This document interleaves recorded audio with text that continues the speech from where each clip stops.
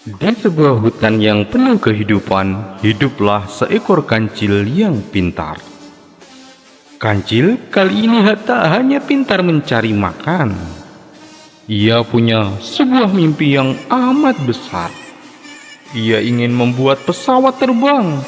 Mimpinya muncul setelah mendengar cerita tentang seorang tokoh hebat bernama B.J. Habibie yang menciptakan pesawat dan membawa nama bangsanya ke langit tinggi.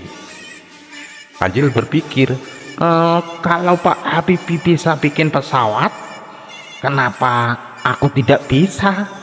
Aku harus mencobanya juga. Pasti aku bisa.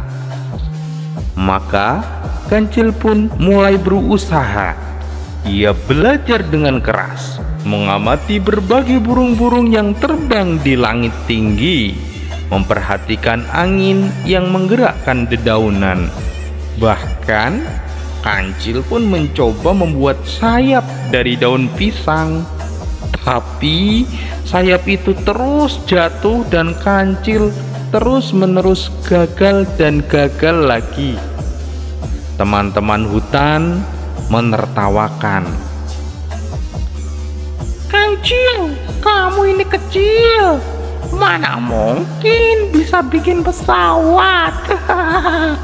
ejek monyet sembari lari dan cengenges-cengenges mencaci Kancil.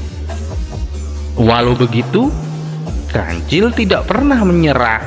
Ia sangat percaya diri bahwa jika ia terus berusaha, Tuhan pasti akan membantunya meraih mimpi besarnya. Suatu hari, Kancil pun bertemu dengan burung Raja Wali. Kancil berkata, burung Raja Wali, aku ingin tahu kenapa kamu bisa terbang tinggi di langit sana. Sebenarnya apa rahasianya, wahai burung Raja Wali? Raja Wali pun menjawab, "Oh, kamu Kancil. Gini, terbang itu membutuhkan dua hal yang sangat penting. Pertama, kamu harus punya sayap yang kuat dan sebuah keberanian yang membara di dada kamu. Kalau sayapmu sudah siap, kamu harus yakin dan harus berani mencobanya. Jangan takut angin, karena sebenarnya angin justru yang akan membantumu untuk terbang lebih tinggi." Akhirnya setelah itu Kancil pun mulai bekerja keras lagi, tak kenal menyerah. Namun kegagalan demi kegagalan selalu menjumpainya.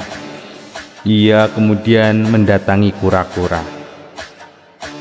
Hai kura-kura, aku sudah mencoba membuat pesawat.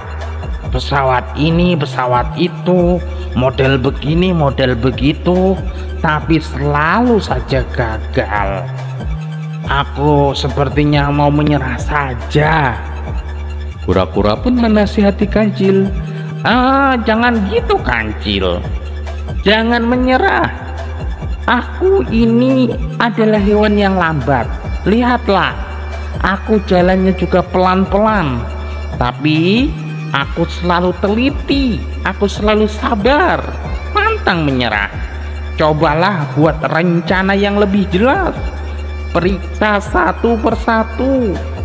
Gagal itu adalah sebuah kewajaran.